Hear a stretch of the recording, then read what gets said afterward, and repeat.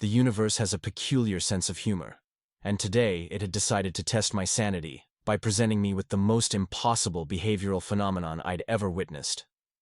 Watching 32 apex predator cubs voluntarily engage in peaceful activities was already stretching the boundaries of scientific credibility. But what happened next would require me to completely rewrite the fundamental principles of predator psychology.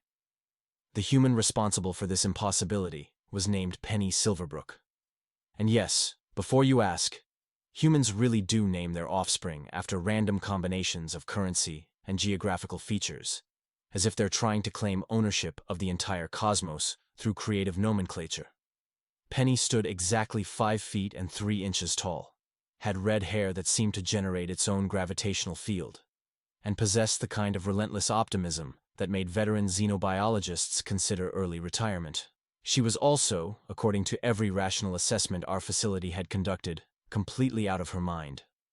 The setting for this impending catastrophe was the Galactic Institute for Aggressive Species Rehabilitation, a facility that specialized in dealing with juvenile apex predators whose behavioral problems had exceeded the management capabilities of standard educational institutions. Think of it as a combination military academy, maximum security prison, and psychological treatment center, where the students could kill you in 17 different ways, and the curriculum focused heavily on constructive outlet development and controlled aggression channeling. Our current enrollment consisted of 32 cubs from 14 different apex species, each one representing the absolute worst behavioral cases their respective governments could produce. These weren't just troubled children. These were future weapons of mass destruction with authority issues, impulse control problems, and the collective attitude that the universe owed them respect simply because they possessed enough natural armament to level small cities. The cubs had been sent to our facility for one simple reason. They had proven completely impossible to train using traditional military methods. Every attempt at establishing dominance hierarchies had resulted in bloodshed. Every effort to impose discipline had triggered violent rebellions. Every strategy for building unit cohesion had devolved into territorial warfare that required emergency intervention teams. In short, we had 32 juvenile apex predators who absolutely refused to acknowledge authority from anyone, about anything, ever. Director Rex Ironhold, our facility commander, had exhausted every conventional approach to predator psychology before making the desperate decision to try something unprecedented: hiring a human behavior specialist. "They can't possibly make things worse," he had muttered during the authorization meeting. His massive Draknari frame slumped in defeat as he reviewed our latest incident reports.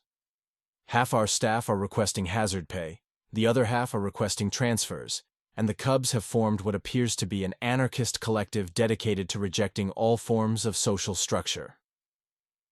Dr. Penny Silverbrook had arrived 6 weeks ago with a single piece of luggage, unlimited confidence in her theories about positive reinforcement through mutual respect, and what appeared to be a complete lack of survival instincts. Her first observation about our facility was that we had designed everything backwards. "You're approaching this like they're criminals instead of children," she had told Director Ironhold during her initial assessment. "Look at this place. Reinforced barriers, isolation protocols, punishment-based behavioral modification. You've created a prison environment and then wondered why they're acting like prisoners." "They're acting like prisoners because they're dangerous," Ironhold had replied, his scarred features reflecting decades of experience with things that bite back. "These cubs have collectively injured 43 staff members, destroyed property worth millions of credits, and staged 6 separate escape attempts in the past month alone. They're acting out because they feel powerless and misunderstood," Penny had countered with the kind of calm certainty that made experienced administrators question their life choices. "Give me 30 days to try a different approach." "What kind of approach?" "Treating them like people instead of problems." The first warning sign that Penny's methods differed significantly from established protocols came when she requested removal of all restraint devices from the cubs' quarters. Not just the obvious ones like shock collars and binding restraints, but also the more subtle control mechanisms like remote sedation systems and emergency lockdown capabilities. "Absolutely not," Director Ironhold had declared. "Those safety measures are the only thing preventing this facility from becoming a war zone." "Those safety measures are the reason this facility is already a war zone," Penny had replied. reviewing behavioral data with the casual interest of someone discussing weather patterns. You can't build trust while simultaneously preparing to subdue someone. They know you're afraid of them, so they're giving you reasons to be afraid. The second warning sign came when she requested access to all 32 cubs simultaneously, in a single shared space, without any backup personnel or emergency intervention protocols. That's not a consultation, I had informed her, checking her request against our safety regulations. That's suicide with extra steps. That's respect, she had corrected. I'm going to ask them to gather together voluntarily, explain what I want to accomplish, and give them the choice to participate or decline. Revolutionary concept, I know. The third warning sign was her complete dismissal of our comprehensive threat, assessments, behavioral profiles, and species-specific aggression indicators. These files read like military intelligence reports instead of psychological evaluations, she had observed, sorting through documentation that represented months of careful analysis. Where are the personality assessments? The individual interest surveys? The emotional development indicators? Those cubs don't have interests beyond violence and territorial expansion, Dr. Marcus Steelclaw, our head psychologist, had explained with the patience of someone addressing a particularly naive student. Their emotional development is limited to aggression, dominance, and predatory satisfaction. That's what makes them apex predators. That's what makes them traumatized children, Penny had replied. Apex predator is what they are biologically. It doesn't define who they are as individuals. Which brings us to today, and the moment when everything our facility thought it knew about predator psychology was about to be completely redefined. The gathering space Penny had requested was our main assembly hall, a large open area typically used for facility-wide announcements and emergency briefings. She had asked our maintenance staff to remove all furniture except for simple floor cushions arranged in a circle, explaining that she wanted to create an environment that felt like community gathering rather than institutional meeting. I monitored the entire situation from our observation deck, surrounded by every security officer in the facility, and enough emergency response equipment to handle a small war. Director Ironhold stood beside me, his expression cycling between fascination and barely controlled panic, as he watched 32 apex predator cubs file into the assembly hall with the kind of coordinated movement that usually preceded mass violence. The cubs had responded to Penny's invitation with suspicious interest, not because they trusted her, but because they were curious about any adult who would voluntarily place herself in a vulnerable position around them. Several species that normally avoided each other had actually cooperated to ensure optimal positioning for observing whatever was about to happen. Frost, a young Kelvani female with ice-blue scales and temperature manipulation abilities, had claimed a position near the entrance where she could freeze the exit routes if necessary. Blade, a male razorcrest whose bone protrusions could slice through reinforced steel, had positioned himself with clear sightlines to all potential threats. Storm, a female stormcaller whose bioelectric capabilities exceeded most military-grade weapons, had arranged herself with optimal targeting angles for the observation deck. In other words, the cubs had gathered together specifically to watch Penny fail, and they had prepared contingency plans for maximum chaos when that failure occurred. Penny entered the assembly hall carrying nothing more threatening than a small bag and, wearing an expression of genuine happiness that suggested she was looking forward to whatever was about to happen. "Thank you all for coming," she said, settling onto one of the floor cushions with the casual confidence of someone attending a neighborhood book club.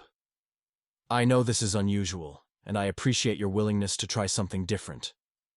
The cubs stared at her in silence. Not the respectful silence of students awaiting instruction, but the predatory silence of hunters evaluating prey. "I've been reviewing your files," Penny continued, apparently oblivious to the fact that she was surrounded by enough concentrated lethality to reduce our facility to rubble. "And I have to say, you're all remarkable individuals with incredible potential. But I think everyone here has forgotten something important." She reached into her bag and pulled out what appeared to be simple art supplies. Colored pencils, paper, basic drawing materials that any child might use for creative projects. "You're not just predators," she said, placing the supplies in the center of their circle. "You're people. And people need opportunities to express themselves, to be understood, to show others who they really are beyond what biology designed them to be. The silence stretched longer. Several cubs exchanged glances that clearly indicated they thought Penny had suffered some sort of mental breakdown. That's when Crest, a young Shadowstalker male whose species communicated primarily through intimidation displays, spoke for the first time in anyone's memory. "You want us to draw pictures?" His voice carried the kind of disdain usually reserved for particularly insulting military orders. "I want you to show me who you are when nobody's telling you to be dangerous," Penny replied. "I want to understand what interests you, what makes you happy, what you think about when you're not busy being the apex predators everyone expects you to be." Whisper, a female night hunter whose shadow manipulation abilities allowed her to appear and disappear at will, materialized directly behind Penny with her claws extended. "And if we choose not to participate in your art therapy session?" she asked, her voice carrying the kind of quiet menace that made experienced soldiers reconsider their career choices. Penny turned to face her without flinching, and what happened next redefined my understanding of human psychology. Instead of showing fear, instead of backing down, instead of calling for security assistance, Penny smiled. Not the diplomatic smile of someone trying to defuse a dangerous situation, but the genuine, warm smile of someone who had just met an interesting new friend. "Then you don't participate," she said simply. "This isn't mandatory. It's not a test. It's not a behavioral assessment. It's just an opportunity to try something different if you want to." She paused, studying Whisper's threatening posture, with apparent interest rather than alarm. "But I have to ask," she continued, "when was the last time anyone gave you a choice about anything?" The question hit the assembly hall like a plasma torpedo, because the truth was, none of these cubs had been given choices about anything since the day they had been identified as behavioral problems. Every aspect of their lives had been controlled, managed, and dictated by adults who saw them as dangerous animals rather than developing individuals. The silence that followed was different, not predatory, not threatening, but thoughtful. Razor, a massive thornback male whose natural armor could deflect most conventional weapons, was the first to approach the art supplies. He selected a red pencil and began sketching something on paper with surprising delicacy. Within minutes, other cubs began joining him. Not all of them, but enough to create something unprecedented in our facility's history. Apex predator juveniles voluntarily engaging in peaceful, creative activity. What they created was extraordinary. Frost drew landscapes from her homeworld, delicate ice formations that revealed an aesthetic sensibility her species had never been documented possessing. Blade sketched intricate geometric patterns that demonstrated mathematical understanding far beyond military applications. Storm created abstract representations of electrical fields that were both scientifically accurate and artistically beautiful. But the most remarkable aspect wasn't their artistic capability, it was their behavior toward each other. Cubs from traditionally hostile species began sharing supplies, offering suggestions, and expressing genuine interest in each other's work. Territorial boundaries dissolved as they gathered around particularly impressive drawings. Aggressive postures relaxed into collaborative enthusiasm. For the first time since our facility had opened, 32 apex predator cubs were interacting peacefully, productively, and voluntarily. That's when Penny did something that changed everything. She raised her hand. Not to get attention. Not to call for help. Not to signal our security teams or activate emergency protocols. Penny raised her hand in the universal gesture that meant, "I have something to say," and waited. The response was instantaneous and impossible. 32 apex predator cubs, who had never shown deference to any authority figure in their lives, immediately stopped what they were doing and gave her their complete attention. But here's the part that made my brain temporarily shut down. They bowed. Not the grudging acknowledgement of superior force that military trainers had tried to beat into them. Not the fearful submission of creatures recognizing a more dangerous predator. They bowed with genuine respect, the kind of voluntary gesture that indicated they actually wanted to hear what she had to say. "Holy cosmic forces," Director Ironhold breathed, staring at the security feeds. How did she do that? Before I could formulate a response that wouldn't require admitting I had no idea what was happening, Penny began speaking. "I want to tell you a story," she said, her voice carrying clearly through the assembly hall, "about a place where different species live together not because they have to, but because they choose to. Where strength means protecting others instead of dominating them. Where being apex doesn't mean being alone."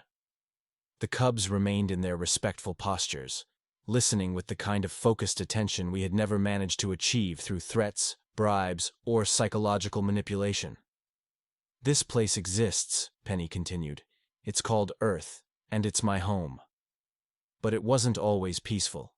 For thousands of years, different groups fought each other, just like your species do now.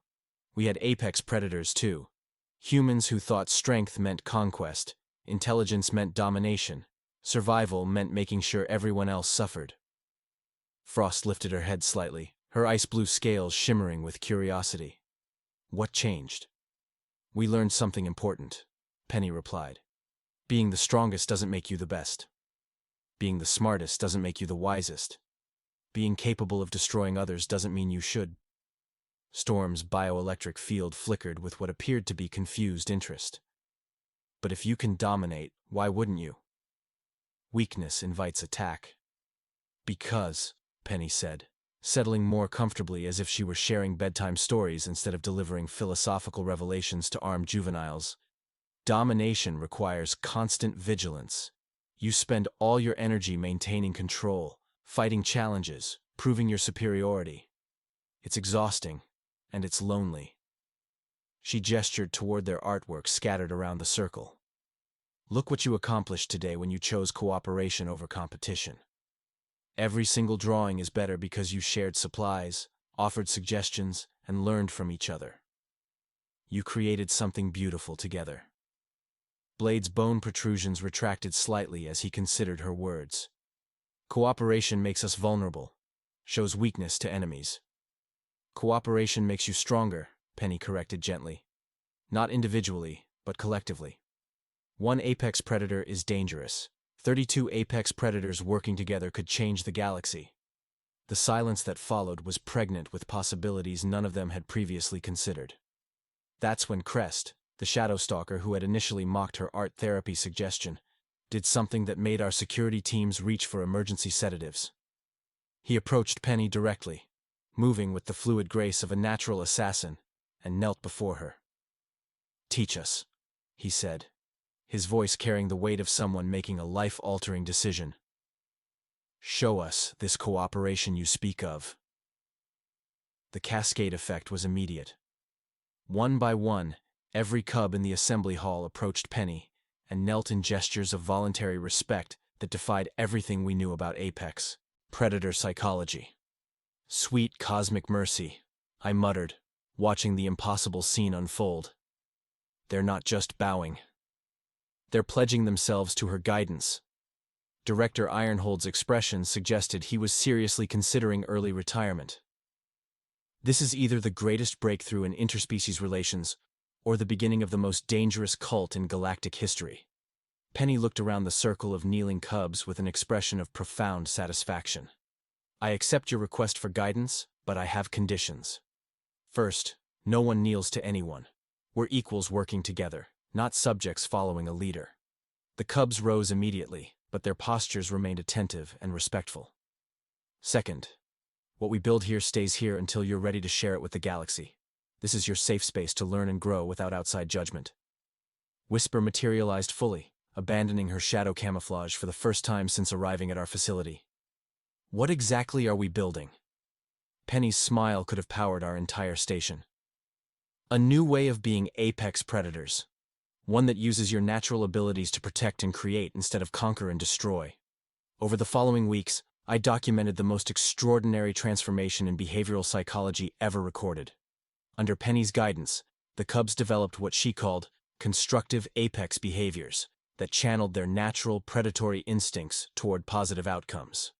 Frost learned to use her temperature manipulation for precision manufacturing, creating tools and components with tolerances that impressed our engineering staff. Blade discovered that his bone protrusions could be used for intricate carving and sculpture, producing artwork that galleries throughout the galaxy would later compete to display. Storm developed applications for her bioelectric abilities that revolutionized our facility's power systems. But the most remarkable change wasn't in their individual capabilities. It was in their social dynamics. Cubs who had previously been unable to occupy the same room without violence began forming collaborative partnerships. Species-specific territorial instincts gave way to intergroup cooperation projects. The anarchist collective that had once dedicated itself to rejecting authority transformed into a democratic council that made decisions through consensus and mutual respect. They established what they called the Apex Accord, a set of principles that redefined what it meant to be a predator in civilized society. Strength used for protection, intelligence applied to problem-solving, natural weapons employed for construction rather than destruction. The accord spread beyond our facility within months. Other institutions reported similar transformations in their apex predator populations. Military academies began incorporating constructive apex training into their curricula.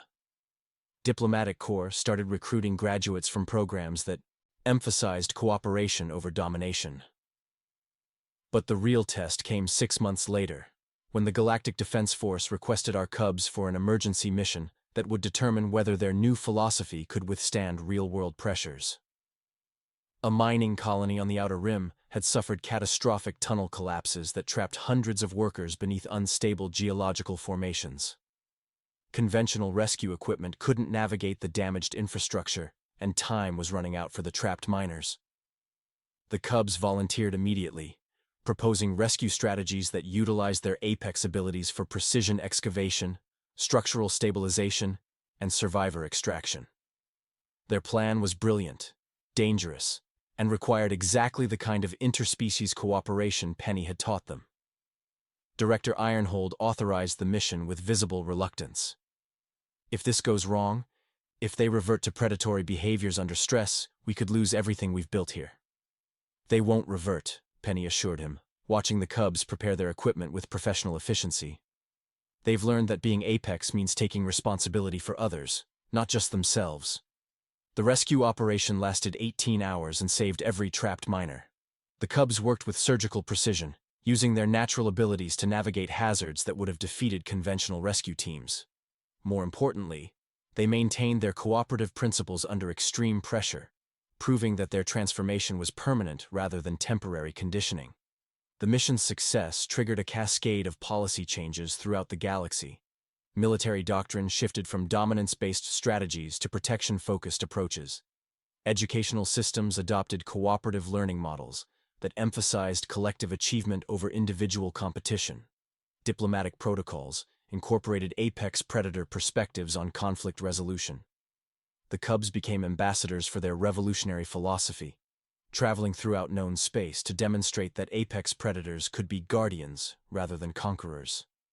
They established training centers on dozens of worlds, teaching other predatory species that strength could serve compassion without sacrificing effectiveness. But perhaps the most significant outcome was personal rather than political. The Cubs had discovered something their species had never experienced: the satisfaction of being valued for who they chose to become rather than what evolution had designed them to be. Years later, when I compiled my final report on the transformation project, I realized that Penny had accomplished something far more important than reforming 32 behavioral problems. She had proven that the future belonged to those brave enough to choose cooperation over conquest, understanding over intimidation, love over fear. The Cubs never forgot the day they first bowed to a human who saw them as people rather than predators. But more importantly, they never forgot that she had immediately asked them to stand as equals, to work together as partners, to build something better than biology had intended. In a galaxy full of apex predators, Penny Silverbrook had taught an entire generation that the most dangerous thing they could be wasn't a killer. It was a teacher, a protector, a friend.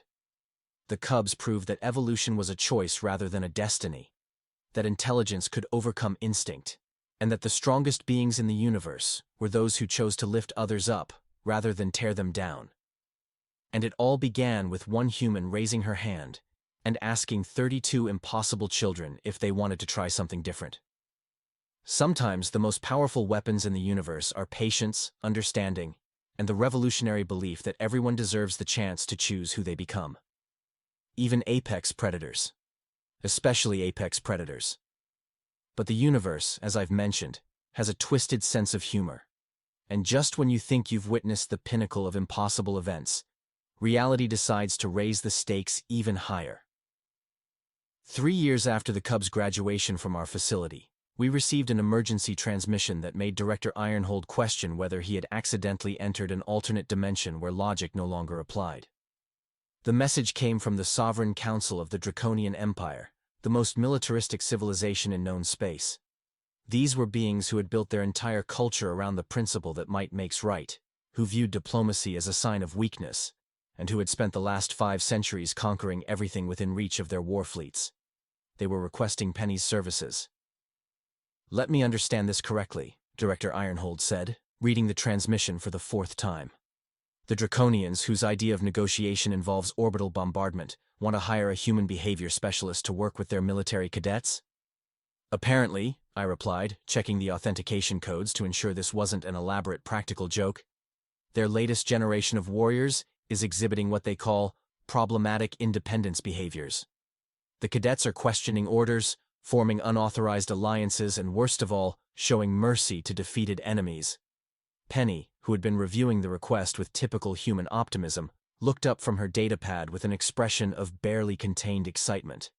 "They're evolving beyond pure aggression. Their young warriors are developing ethical frameworks that prioritize justice over conquest." "The Draconians see this as a malfunction," I pointed out. "They want you to fix their cadets so they can return to being efficient killing machines." "They want me to understand why their traditional training methods are failing," Penny corrected. "They just haven't realized yet that failure might actually be success."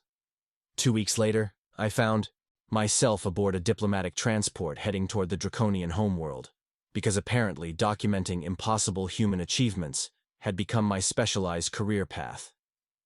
Penny had accepted the consultation request, but on her own terms. She would evaluate their situation and provide recommendations, but only if she could work directly with the cadets without interference from Draconian command staff. The Draconian Military Academy made our rehabilitation facility look like a luxury resort. Massive stone structures built to withstand siege warfare, training grounds designed for combat exercises that would traumatize most species, and an atmosphere of controlled violence that suggested everyone was constantly preparing for war. Supreme Commander Vorthak Ironscale met us at the landing platform, 8 feet of muscle and armored hide wearing enough military decorations to stock a museum. His greeting was polite, but carried the undertones of someone who considered this entire consultation a waste of time. "Dr. Silverbrook," he rumbled, his voice like grinding stone. "I trust you understand the gravity of our situation. These cadets represent the future of Draconian military supremacy. If they cannot be corrected, our entire warrior tradition faces extinction." "Tell me about their problematic behaviors," Penny requested, following him through corridors lined with weapons displays and battle trophies. "They hesitate before executing defeated enemies. They share resources with weaker squad members instead of claiming victors' privileges. Most disturbing, they've begun forming cross-unit friendships that supersede chain of command authority." I watched Penny's expression transform into something that made my survival instincts activate. It was the same look she'd worn before revolutionizing our understanding of apex predator psychology. "Commander," she said carefully, "how long have these behaviors been developing?" "Approximately 2 years, ever since reports of your success with apex predator cubs began circulating through military networks. Our cadets started requesting information about alternative combat philosophies and cooperative tactical approaches." The pieces clicked into place with the sound of cosmic inevitability. The Cubs' revolutionary philosophy hadn't just transformed their own lives. It had inspired an entire generation of young warriors across the galaxy to question whether strength required cruelty, whether victory demanded brutality. "I'd like to meet with your cadets," Penny said. "All of them, together, without supervision." Commander Ironscale's expression suggested she had just requested permission to juggle antimatter. "That is highly irregular. These cadets are trained killers. Gathering them without proper oversight could result in violence." Or it could result in understanding, Penny replied with that infuriating human confidence. Your choice. The assembly hall where the cadets gathered was designed for military briefings rather than social interaction. But Penny had somehow convinced the maintenance staff to arrange seating in her preferred circular configuration. 147 Draconian cadets filed in with the disciplined precision of professional soldiers. But I noticed subtle differences from standard military bearing. They looked at each other. Traditional Draconian warriors focused exclusively on their commanding officers. But these cadets made eye contact with their peers, exchanged small gestures of acknowledgement, and positioned themselves to maintain visual contact with friends rather than optimal defensive formations. Thank you for agreeing to meet with me, Penny began, settling onto a floor cushion that looked absurdly small, surrounded by massive reptilian warriors. I understand you've been having some philosophical difficulties with your training program. The silence that followed was different from the predatory quiet I'd observed at our facility. These cadets weren't evaluating Penny as a threat. They were studying her as a potential ally. Cadet Valorous Goldclaw, a massive young Draconian with battle scars that spoke of serious training accidents, was the first to speak.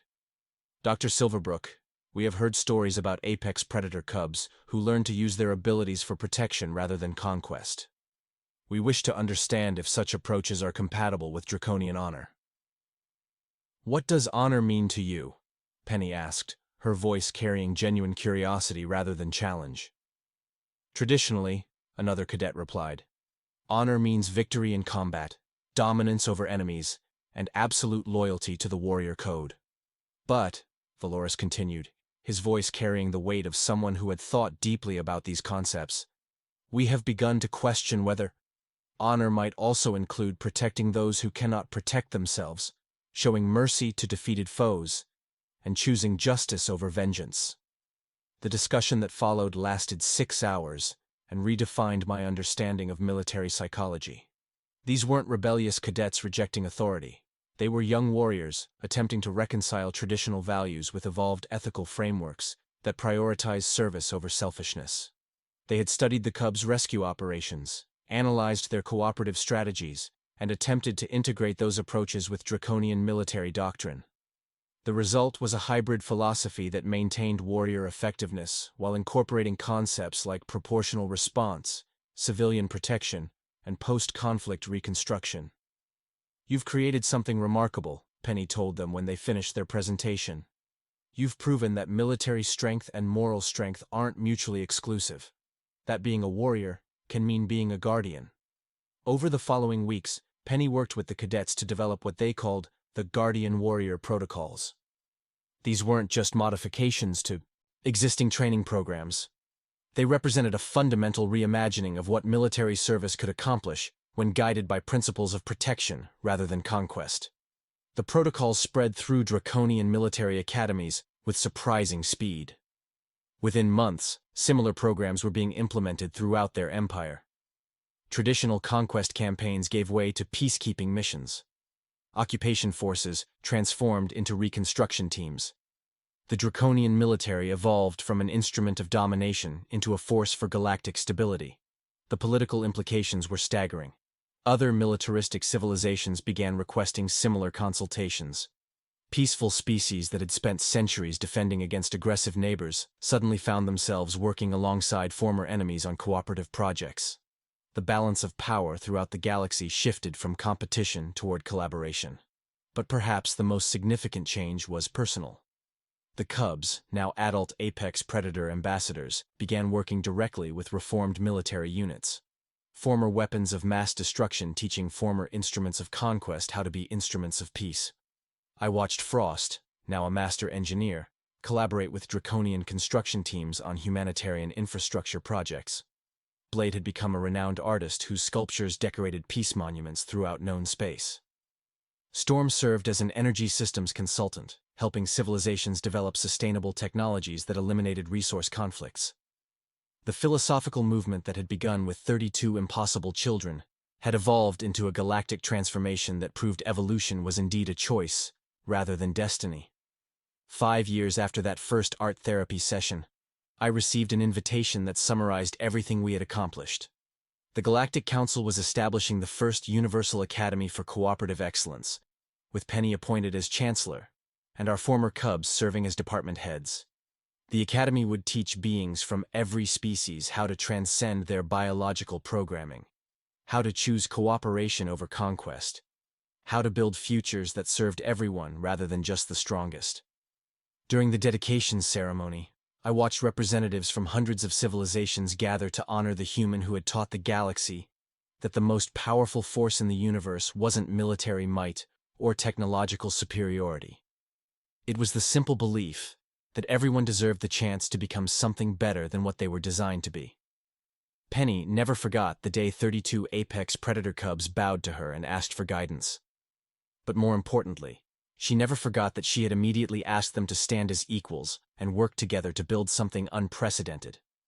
In a universe full of predators, she had proven that the apex position belonged to those who chose to protect rather than destroy, to teach rather than dominate, to love rather than fear. And it all started with one human raising her hand and asking if anyone wanted to try something different.